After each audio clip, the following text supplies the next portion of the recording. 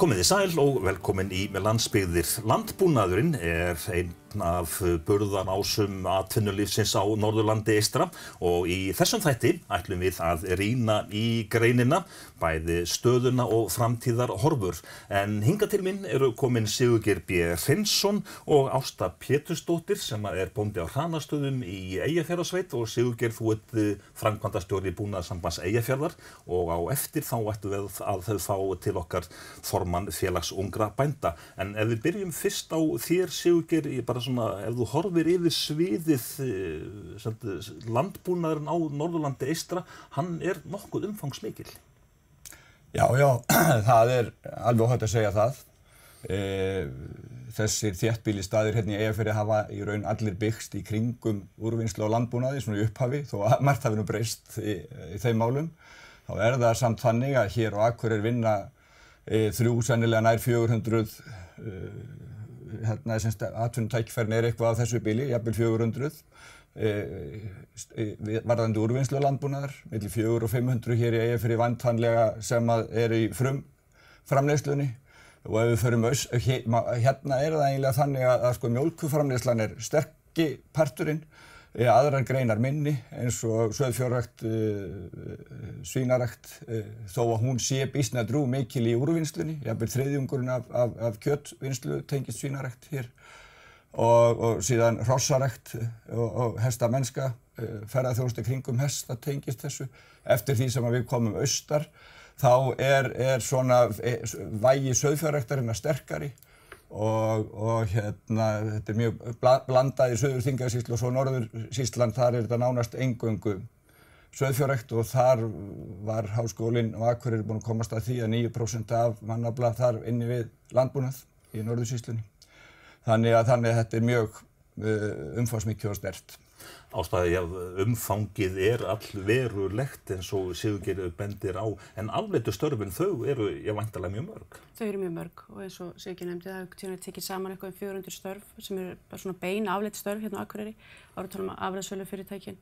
Svo þetta þessi stóru fóðursölufyrirtæki og bara vélasölufyrirtækin, en inn í þessari tölu held ég örugglega sé ekki þessi störf sem bara sko verkstæðin og vélsmiðjurnar sem að þjónusta hérna okkur auðvitað líka bændur. Þannig að þetta gríðarlega mörg störf sem að hafa orðið til í kringum landbúnaðinn. Það kannski erfitt að slá fram einhverju tölu hversu veltan mikil í kringum landbúnaðinn og öll þessi afleiddu störf. Það 130 kúabú á Eyjafirði og Þingeyjarsýslum og við getum nálgast það þannig að þetta séu kannski 40 milljónir að meðaltali velt á hverjum bæ og hérna síðan úrvinnslan líka fjórðungur af landsframleiðslunni á þessu svæði og sem þýðir að velta sem skapast hér einhverjir 6 milljarðar, þannig að mjólkin að velta einhverstaðar 10–11 milljörðum á að giska. Í kjötinu þetta svipað í raun. Stærri fyrirtækin hérna, Kjarnafæði og Norðlenska að velta einhverjum 5–6 milljörðum og síðan Fjallalamb, B. Jensen og sem eru þannig að þetta endar í einhverjum 11 milljörðum bara í vinnslunni og þá sauðfjárrækt kannski einna erfiðustu útreikningi því að hún það sem byggir oft upp sveitirnar að því leytinu til til þess að búa í sveit hafa menn oft lítilsháttar sauðfjárbú og vinna síðan annars staðar. Það erfitt að reikna hlutfallið þar á milli. En þetta 250, maður áætla séu svona 250 bæjum á Norðurlandi eystra sem eru með sauðfé. Sem fyrir meira en 10–20 kindur. Ástæði, þú ert á Hranastöðum í Eyjafjarðarsveit. Við getum sagt að Eyjafjarðarsveit sé alltaf því bara hreinræktað landbúnaðarsvæði. Já, það gríðarlega sterkur landbúnaður í Eyjafjarðarsveit. Það þýðir ekki neitt það. Eru 40 kúabúðar og það nú nokkuð sauðfjárrækt líka, þó það sé miklu minna mæli. Þannig að já, þetta sterkt á þessu svæði. Það hefur verið mjög í fréttum á undanförnum árum að búum þeim hefur fækkað en þau eru jafnframt líka að stækka. Já, það eru auðvitað alltaf þessi hagræðingarkrafa, þannig að búin stækka. En það er líka einhvers staðar bara eðlilegt að búin stækka bara vegna tækniframfara. Það er auðvitað allt annað í dag að vera með 40 kýr heldur að var fyrir nokkrum árum eða 100 kýr. Þetta er bara, tækninni hefur fleygt svo fram. Þannig að það er líka einhvers staðar bara eðlilegt að hið svokallaða fjölskyldubú hafi stækkað. Þegar þið eru að keyra sveitirna hérna fyrir norðan, víða verið að tæknivæða fjósin til dæmis? Já, þetta er býsna hröð breyting hérna. Ég held að sem dæmi, hvort sem það kemur róbot eða ekki að mjálta þjónn, þá það er ekki langt síðan, það var bara í byrjun þessar aldar sem var hver einasta kýri hérna á svæðinu sem bundin á bás. Og núna hérna í Eyjafirði til dæmis komið yfir 80% af kúnum sem eru lausar, sem eru komnir legubossar, sem þýðir að búið að breyta fjósinu og umtalsverðan hátt sama hvaða mjaltatækni menn nota. Og þetta er bara það sem er að gerast á landsvísu og aðeins misrætt, þetta er stærð búana til dæmis. Er það þannig að þeir sem standa bændur, kúabændur frammi fyrir þessu, það er ef þú ætlar að halda áfram, að þá þarftu að tæknivæðast? Já. Það er þannig, það er gerðar aðbúnaðar kröfur eru bara orðnar það miklar, kýrnar nú fara básafjósin að verða bara bönnuð. Þannig að það hefur þurft að fara í mikla breytingar á fjósum. Og þá hefur verið stigið kannski skrefið að leið og byggja nýtt fjós, þá tekur nýjustu tæknin inn. Þannig að þá kemur mjaltaþjónninn með og svo framvegis. Þannig að það hafa orðið alveg gríðarlega breytingar í umhverfi. En svona þumalputta reglan, hversu mikil fjárfesting er þetta fyrir hinn venjulega kúabónda með kannski þá einn róbot? Þegar þú ert að tala nýtt fjós eða breytingu á fjósi, það er auðvitað, ef fólk að breyta fjósum, þá það svo misjafnt hvernig aðstæður eru. En nýtt fjós fyrir einn róbot, ætla sé ekki 120-50 milljónir. Það má alveg reikna með því. Já. Ef að þið bara horfið örfá ár fram í tíman, hvaða sóknarfæri sjáu þið almennt í íslenskum landbúnaði og þá kannski norðlenskum? Já, ég held að þetta kemur til með að gerast áfram þannig að til dæmis kúabúum fækkar og þau stækka hvort sem menn vilja eða vilja ekki. Það er svolítið erfitt átt að sjá hver salan verður, hvað ferðamannafjöldin verður mikill, hvað eru margir sem að koma til með að borða okkar vörur. Vonandi náum við einhverjum útflutningin, hann er alltaf erfiður, verður alltaf þungur, en hreinleiki þessa svæðis, eða það að segja landsins, hann er það sem bjargar okkur því að það verður dýrt, það eru hvergi hærri launin á Íslandi, það er erfitt í þeirri samkeppni að byggja upp, að vera með allir sem að koma að keðjunni þurfi há laun gagnvart innflutningi, en við erum með hreinleika sem að ég hef alltaf sagt það er ekki, þetta snýst ekkert það að við séum betri en aðrir í grunninn, heldur það að við erum bara heppin með staðsetningu varðandi hreinleikanum. Og það á eftir að hjálpa okkur mikið. Við þurfum að passa okkur að lifa í sátt við fólkið í landinu varðandi ýmsa þætti.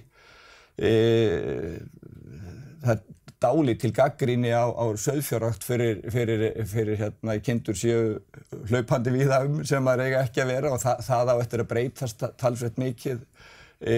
Bara eins og Eyjafjarðarsveit þá er þetta orðið stór svæði sem eru engar kindur. Ásta, er það þannig þá í fremtíðinni að neytandinn hann gerir kröfu upprunavottun og svo framvegis? Já. Neytandinn er alltaf þannig að gera meiri kröfur að vita hvaðan varan kemur, og ég held að við þurfum að gera enn betur í því að upprunamerkja vöruna, þegar við ofta verið talað þetta. Svo held ég líka að við verðum að passa okkur í landbúnaðinum að hlusta vel á neytandann, og eins og núna held ég að þessi gríðarleg sóknarfæri í garðyrkju, vegna þess að það er bara mikið ákall að fá fólk vill þessi veganismi sem hefur verið að ryðja sér til rúms. Ég held að við verðum að hlusta á það og eigum að gera það sjálfsögðu, þar eru tækifæri. En krafan aukna verðmæta sköpun, hún svona er lykillinn að þessu öllu saman? Já, að sjálfsögðu. Hvað með nýjar búgreinar, sjáið þið það eitthvað fyrir ykkur? Þú nefnir garðræktina til dæmis, það talað að gróðursetja miklu meira á næstu árum. Já, ég held að sé ljóst það skógrækt að vaxa. Það kolefnisbindingin, þar skógræktin vitanlega svona sterki jákvæði parturinn sem að kemur til með að tengjast bæði bara búskap og annan hátt líka, þannig ég held að það ekkert langt í og það að byrja núna, menn að nota íslenskan við sem að því sem var plantað fyrir 20-30 árum síðan og jafnvel eldra. Þannig að ég held að skógræktin komi til með að verða sterkari ásamt ýmis konar tengingum tengdir ferðaþjónustu sem að hefur verið á undanförnum ára, síðan 20 árum, 30 árum að eflast jafnt og þétt. Þannig að ég held að það eigi eftir að styrkja sveitirnar mjög mikið í framtíðinni. Það þannig á svona bændafundum að kolefnisjöfnun, hún ofarlega á blaðinu hjá bændum? Já, hún það nú bara alls staðar, það ekki? Jú, og auðvitað bændur að ræða þetta eins og aðrir. Og það sem kannski liggur á núna svolítið að ná utan þessu umræðu og bara þekking og rannsóknir. Það eitthvað sem alveg vitað og klárt hvað þarf að gera, en svo eru mjög misvísandi upplýsingar, þannig að við þurfum að ná utan það hvaða raunverulega sem eru góð skref í þess átt að kolefnisjafna landbúnaði. Ég held að í þessu sambandi með, það hefur verið ráðist dálítið hart að kjötinu til dæmis, að það sé slæmt. Ég bara ekki nokkur vafa það að núna á næstu árum þá koma menn til með að þróa sig í þátt að gera bara þessa hefðbundnu landbúnaðarframleiðslu hagstæðari. Til dæmis nefnt þess metanlosun frá búfé. Þar menn búin að átta sig á því að það hægt að breyta því að hafa áhrif á það með fóðri. Og það hlutir sem að þarf bara rannsaka og ég held að eins og löndunum í kringum okkur menn eiginlega meira uppteknir af því hvernig á að breyta þessum hlutum þannig að þeir standist eða séu sátt við umhverfið en ekki að bara skella þeim út. Það líka ekki þannig að til dæmis nautgripir séu að taka mikið land frá annarri framleiðslu. Þetta skiptist ef maður ferðast til dæmis erlendis, þá þetta mjög mikið skipt. Og hér á landi geta allir farið í hvaða búgrein sem vilja án þess að aðrir séu endilega fyrir þeim. Því að við höfum svo mikið ræktanlegt land á Íslandi. Það talað mikilvægi matvæla öryggis. Og það mikilvægt.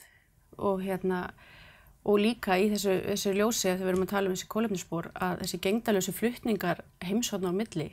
Ég held að það sé eitthvað sem að hljóta fólk fara að skoða. Að í raun og veru ekkert viti að vera að flytja matvæli hingað sem við getum framleitt hér. Það er bara ógáfulegt í ljósi þessar umræðu líka. En þegar verið að tala byggðastefnu almennt þá held ég að landinn hann vilji að allt landið sé sem að mestu í byggð. Þá landbúnaðurinn, hann mikilvægur. Hann náttúrulega bara stóð í byggðastefnunni algjör og verður að vera öflugur en þarna með þetta bara stjórnvöld svolítið stíga miklu fastar inn og vera með svona eins og maður segir, maður saknar alvöru byggðastefnu bara til framtíðar að styrkja alla stóðir. Umræðan landbúnað, hún alltaf sanngjörn, hvað segir þú, Sigurgeir? Já, sumir barma sér mjög undan gagnrýni. Það þýðir ekkert. Það bara eðlilegt í samfélagi að menn takist á alla þætti samfélagsins. Hvertum ekkert yfir því.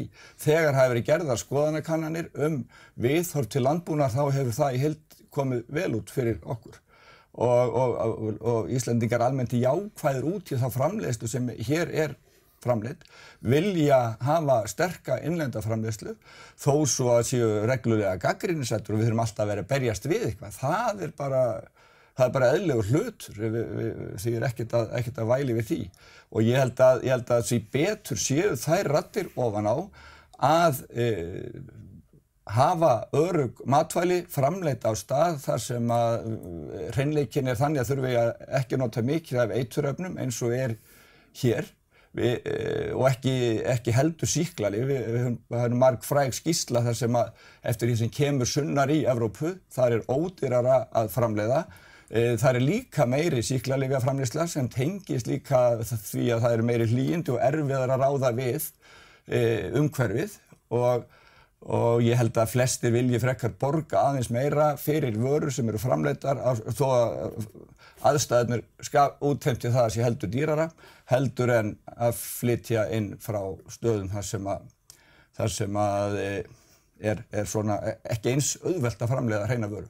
Ásta, þið hjónin á hranastöðum, þið mjög líklega eru bjartsýn á framtíðina, eru með nýtísku fjós og síðan þið nýbúin að taka í notkun eggjabú. Já, við erum bjartsýn á framtíðina, að sjálfsögðu, vegna þess að við vitum eins og aðri bændur að við erum að framleiða góða vöru og höfum trú á því að það muni bara eflast landbúnaður á Íslandi. Ég hef ekki nokkrum vafa það og það líka bara alltaf gaman að takast á eitthvað nýtt og þá eldir maður einhverja svona hugmyndir eins og að byggja hænsnabú, það er bara skemmtilegt. Ásta Pétursdóttir, bóndi á Hrannastöðum í Eyjafjarðarsveit og Sigurgeir B. Hreinsson, framkvæmdastjóri Búnaðarsambands Eyjafjarðar, þakka ykkur fyrir komuna og við ætlum hérna á eftir að fá til okkar formann félags ungra bænda. En fyrst skulum við líta á nokkrar hagtölur og staðreyndir íslenskan landbúnað. Velta landbúnaðarins árið 2017 var 73 milljarðar króna, samkvæmt skýrslu Vífils Karlssonar hagfræðings. Tekjurnar jukust 13 milljarða að raungildi frá 2008 en rétt að benda á að inni í þessari tölu fiskeldi. Þar hefur veltan aukist hratt á undanförnum árum. Sé horft til teknanna landbúnaðurinn næststærstur á Norðurlandi eystra, 16% af heildinni, sem þýðir að veltan á Norðurlandi eystra var 12 milljarðar. Ef horft til úrvinnslu landbúnaðarafurða á svæðinu áætla sérfræðingar veltuna 20 milljarða króna. Kjöt og mjólk vega langþyngst í þessari tölu. Við bæta síðan ýmsar greinar, svo sem garðyrkja, þar ræktun á kartöflum stærst. Ylræktin nokkur á Norðurlandi eystra. Hrossarækt sömuleiðis töluverð. Rekstrartekjur sauðfjárræktar og nautgriparæktar á landsvísu voru 38 milljarðar árið 2016. Hátt í 20% heildarinnar á Norðurlandi eystra sem var það ár í öðru sæti á landsvísu á eftir Suðurlandi. Það þýðir að veltan á Norðurlandi eystra var hátt í 8 milljarðar króna. Vífill Karlsson bendir á að ólíkt öðrum atvinnugreinum hafi landbúnaðurinn stutt við ýmsa mikilvæga þætti aðra en að framleiða matvæli. Það megi sjá til dæmis á fjölþættri tengingu landbúnaðar við ferðaþjónustu, bæði hvað varðar að stuðla að dreifri þjónustu fyrir ferðamenn, öryggi vegfarenda, aðgengi að fjölda náttúru og menningarminja, svo og sagnaarfi. Stór hluti ferðaþjónustu á landsbyggðunum tengist með einum eða öðrum hætti landbúnaði, auk þess sem bændur hafa með beinum hætti haslað sér völl í þeirri atvinnugrein. Bílum með greiðslumark mjólkur hefur fækkað verulega á undanförnum árum. Í staðinn hafa þau stækkað. Aldamótin voru bíli með greiðslumark mjólkur rúmlega 1000 en í dag eru á 700. Á Norðurlandi eystra eru fjórðungur mjólkurframleiðslunar miðað við landið allt. Sömu sögu að segja af sauðfjárbúunum. Þeim fækkar hér á landi. Þau voru rúmlega 2300 haustið 2017 og hafði fækkað 130 á einu ári. Fjöldi ásettra kinda var hátt í 460.000 haustið 2017, hafði fækkað miðað við árið og undan nærri 20.000. Sauðfjárbúin á Norðurlandi eystra eru rúmlega 400, flesti Þingeyjarsveit hátt í 100. Inni í þessari tölu eru öll sauðfjárbúin. Mörg þeirra eru aðeins með nokkrar kindur. Ekki óvarlegt að áætla að sauðfjárbúin séu 250, þar sem tekjur vegna greinarinnar skipta miklu máli í bókhaldinu. Kúabúin eru flesti Eyjafjarðarsveit þegar litið til Norðurlands eystra. Í Eyjafirði eru kúabúin rúmlega 80, helmingur þeirra í Eyjafjarðarsveit. Á Norðurlandi eystra eru kúabúin 130, nautakjötsframleiðsla á nokkrum bæjum, þar sem ekki mjólkurframleiðsla. Afleidd störf vegna landbúnaðar eru mörg.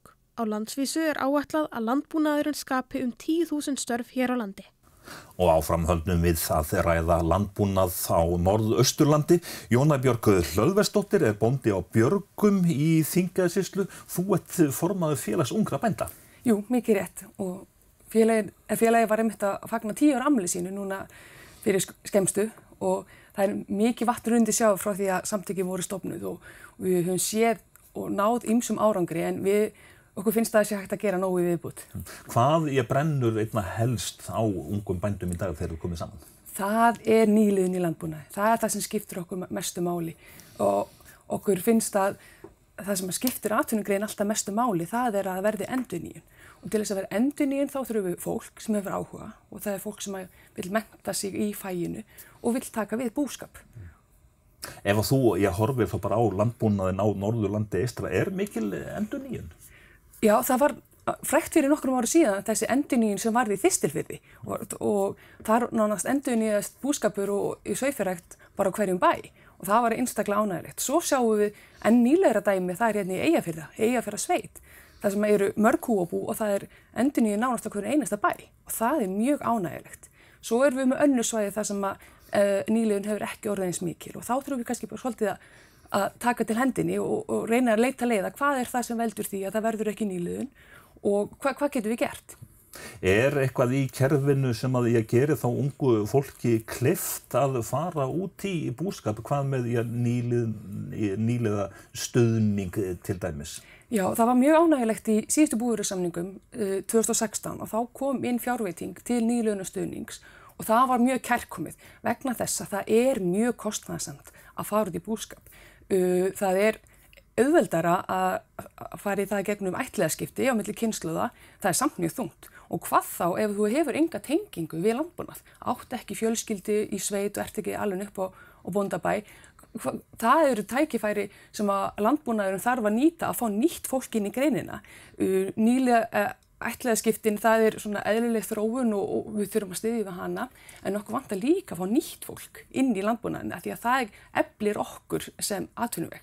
En ættliðaskiptin, það svona algengasta formið og ástæða nýliðun? Ég hugsa að það sé stór hluti í nýliðun í landbúnaði, það séu ættliðaskiptin. Það líka bara af því að þar fólk að fylgja eftir svona sínum uppruna og að halda við bara starfi fjölskyldunar og þá þetta oft mikil tilfinningar sem fylgja þessu að viðhalda starfi forfeðra sína og foreldra sína. Það getur verið mjög mikilvægt líka. En að stunda búskap, þetta hugsjón að einhverju leyti? Já, að miklu leyti mikil hugsjón. Spáði hugsjónuna að bera þá herðum sér að framleiða matvæli fyrir landan. Þetta náttúrulega gríðarlega mikilvægt, það þurfa allir að borða og þarna nefnilega mikil ábyrgð fólkin í því að starfa í landbúnaði. Að við þurfum framleiða örugg matvæli, hrein matvæli og þetta skiptir gríðarlega máli. En hvernig stöndum við Íslendingar okkar í að mennta fólk til þess að starfa í greininni? Já, það ein stofnun á Íslandi sem það sem hægt að sækja sem menntun landbúnaði, það Landbúnaðarháskóli Íslands, sem mjög góð stofnun, en við höfum svolítið fundið fyrir því að við myndum vilja efla Landbúnaðarháskólann enn frekar.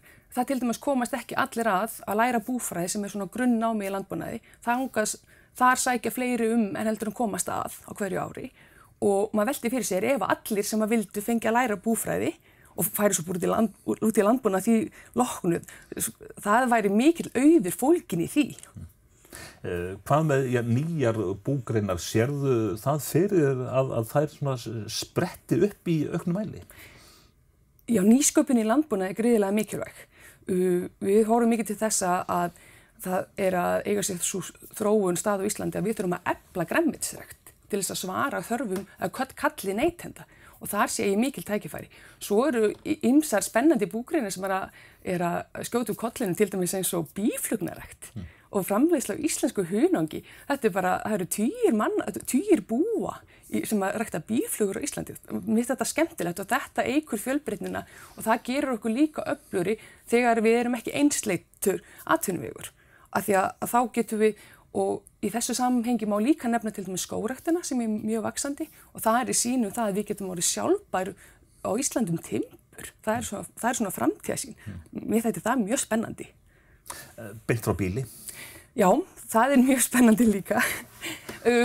Það til dæmis þessi viðleitni fólks kannski til þess að búa til verðmætin heima fyrir og við reyna kannski að auka nándina við neytendur. Að neytendur viti hvaðan matvælin koma. Þeir þekki bóndan, þeir viti hvernig búskapan stundir, hvernig hann umgengst sinn fyrirtækjarekstur og þá fær fólk líka svona meira traust til matvælana af því að það veit hvernig þetta varð til. Og þetta getur eflt landbúnað að einhverju leyti. Við verðum alltaf með afurðastöðvar eins og Norðlenska og MS en að við gefum fólki tækifæri til þess að vinna að handverki og taka upp samtal við neytendur. Ég held að það geti verið mjög dýrmætt. En til þess að vera með þessa framleiðslu og selja beint frá bíli, þá þarf að hafa aðgang eða koma sér upp vottuðu eldhúsi. Hvernig staðan í þeim efnum á þínu svæði? Já, það getur verið mjög kostnaðarsamt að koma sér upp vottuðu eldhúsi og þess vegna hefur verið farið á ákveðnum svæðum í það að byggja upp vottuðu eldhús eins og Laugum í Þingeyjarsveit. Það matarskemman sem vottað eldhús og þar getur fólk komið inn og unnið sína vöru og með minni tilkostnaði heldur en að byggja það allt upp heima fyrir. Og þarna bara svona samfélagslegt verkefni það að reyna að efla heima og smá framleiðslu og það held ég getur verið mjög mikilvægt. Sérðu fyrir að þessi þáttur sem að selja beint frá bíli að það aukist í framtíðinni? Já, ég sé fyrir mér að þetta geti vel aukist til þess að menn geti aukið verðmætasköpun á sínum búum. Við komum ekki til með að leggja niður afurðastöðvar í þeirri mynd sem í dag en ég held að þetta geti verið sem viðbót við markaðinn. En að reka sem sagt landbúnað, þetta eins og hjá þér, þetta bara í raun og veru lítið fyrirtæki, þetta alls konar bókhald og skýrslugerðir og svo framvegis. Já, mikið af skýrslum og úttektum og umsóknum og ég skila mjólkurskýrsluhaldi, ég skila gripaskýrsluhaldi og fjárbók og jarðræktarskýrslu og svo ég tala alla þessa bókhaldsþætti og það oft sagt að bóndi aldrei bara bóndi, hann líka bókhaldari og hann vélvirki og bóndastarfið bara ofboðslega fjölbreytt starf og við þurfum að vera mjög lungin í mörgu. Og þegar ég hringdi í þig þá varstu nú ekki bókhaldi, nú varstu að steypa. Já, ég var upp fyrir haus í sementi að moka steypu og þannig að það ýmislegt sem fellur til á bæjum sem við þurfum að gera. Ertu bjartsýn á norðlenskan landbúnað eða þú horfir bara svona 3, 4, 5 ár fram í tímann? Ekki spurning. Það sem ég sé fyrir mér í norðlensku landbúnaði er það að við þurfum að skapa okkur sérstöðu það hvað við erum framleiða. Við séum hérna á öflugu landbúnaðarsvæði og vara sem komi frá Norðurlandi eystra, hún sé eitthvað alveg einstakt mál.